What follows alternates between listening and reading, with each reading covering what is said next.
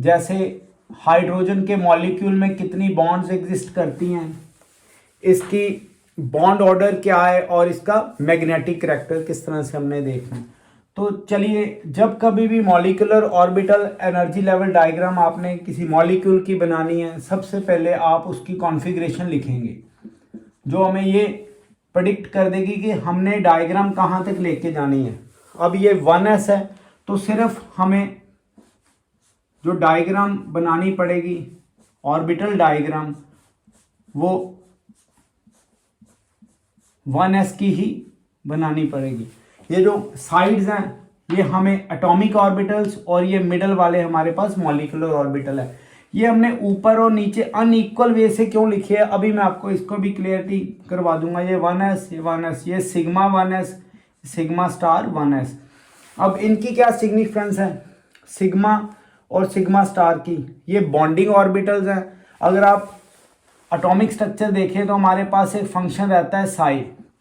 तो ये जो फंक्शन है अगर ये एज इट इज़ है तो ये इलेक्ट्रॉनिक वेव की एम्पलीट्यूड बताएगा, बट अगर इसका स्क्वायर कर दिया तो ये हमारे पास मैक्सिमम प्रोबेबिलिटी बताएगा इलेक्ट्रॉन को ढूंढने की या उसको डिस्कवर करने की।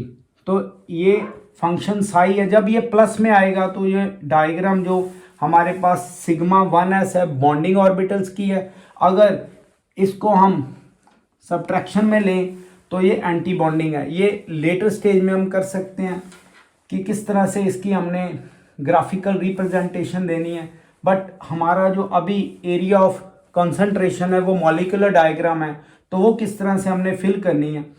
इस जगह पे आपने देखिए एनर्जी लगानी है और अकॉर्डिंग टू ऑफबर्ग प्रिंसिपल हमें पता है ऑफबर्ग ने हमें जो बोहर ने ऑफबर्ग का प्रिंसिपल दिया है जिसमें हमें पता है कि ऑर्बिटल्स इस तरह से फिलिंग करते हैं। जो लोएस्ट एनर्जी वाला वो सबसे पहले फिल होगा, उसके बाद ये देखिए इन दोनों की एनर्जी सेम है क्योंकि ये सेम ही ऑर्बिटल है, बट ये इससे भी डाउन लिखे क्योंकि इसकी एनर्जी कम है, फिर ये सबसे ऊपर इसकी एनर्जी ज़्यादा है, तो ये सबसे अनस्टेबल हमारे पास जो ऑर्बिटल है वो होगा।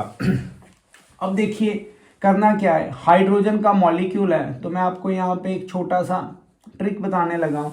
जब कभी डायग्राम बनानी है आपने ये लेफ्ट साइड लेना, ये राइट साइड और ये मिडल, मतलब लेफ्ट साइड ये, राइट साइड ये और ये मिडल। अब चेक करिए हाइड्रोजन का एटॉमिक नंबर 1 + 1 तो ये 2। इट मीन्स हमने लेफ्ट साइड पे कितने इलेक्ट्रॉन्स फिल करने हैं 1, राइट साइड पे 1, और ये जो 2 इलेक्ट्रॉन्स है हमें पता है एक ऑर्बिटल में मैक्सिमम 2 इलेक्ट्रॉन्स आ सकते हैं, तो ये 2 हमने फिल कर दिए क्योंकि ये डीजनरेट ऑर्बिटल नहीं है। अगर इसके साथ सेट ऑफ ऑर्बिटल्स आ जाता तो वो डीजनरेट ऑर्बिटल होना था, तो हमने हंस रूल ऑफ मैक्सिमम मल्टीप्लिसिटी के अकॉर्डिंग उसको लगाना था इलेक्ट्रॉन्स को। अब देखिए इसकी जो कॉन्फ़िगरेशन आएगी, ये जो मॉलिक्यूलर ऑर्बिटल्स हैं sigma 1s then sigma star 1s। तो पर्टिकुलरली हाइड्रोजन के लिए यहाँ पे देखिए सिग्मा 1s पे 2 इलेक्ट्रॉन्स है और इसके बीच में 0। तो जो बॉन्ड ऑर्डर आएगा, बॉन्ड ऑर्डर का हमारे पास फार्मूला है number of bonding electrons minus numbers of anti bonding by 2। तो बॉन्डिंग इलेक्ट्रॉन्स ये वाले मैंने आपको पहले ही साई फंक्शन लेके बता दिया, 2 माइनस यहाँ पे 0 तो ये 2, तो टोटल हमारे पास क्या आ गया ये 1। तो अब देखिए हम क्या करेंगे, ये जो 1 आया ये हमें इस चीज़ के ऊपर इशारा कर रहा है कि जो हाइड्रोजन है उसके मॉलिक्यूल में जो बॉन्ड बनेगी वो 1 बनेगी। तो ये बॉन्ड ऑर्डर हमें numbers of bonds in the molecule बताएगा और सेकंड उसकी बॉन्ड स्ट्रेंथ बताएगा।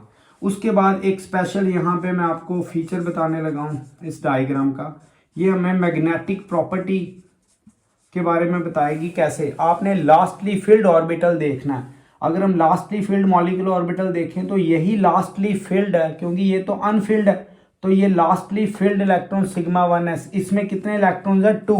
इट मीन्स अगर ये डबल इलेक्ट्रॉन है इट मीन्स ये पेयर्ड है, सो हमारे पास ये क्या आ जाएगा डाया मैग्नेटिक। तो हाइड्रोजन हमारे पास क्या है जी डाया मैग्नेटिक नेचर में है। तो ये हमने हाइड्रोजन की molecular orbital energy level diagram check किया। Thank you.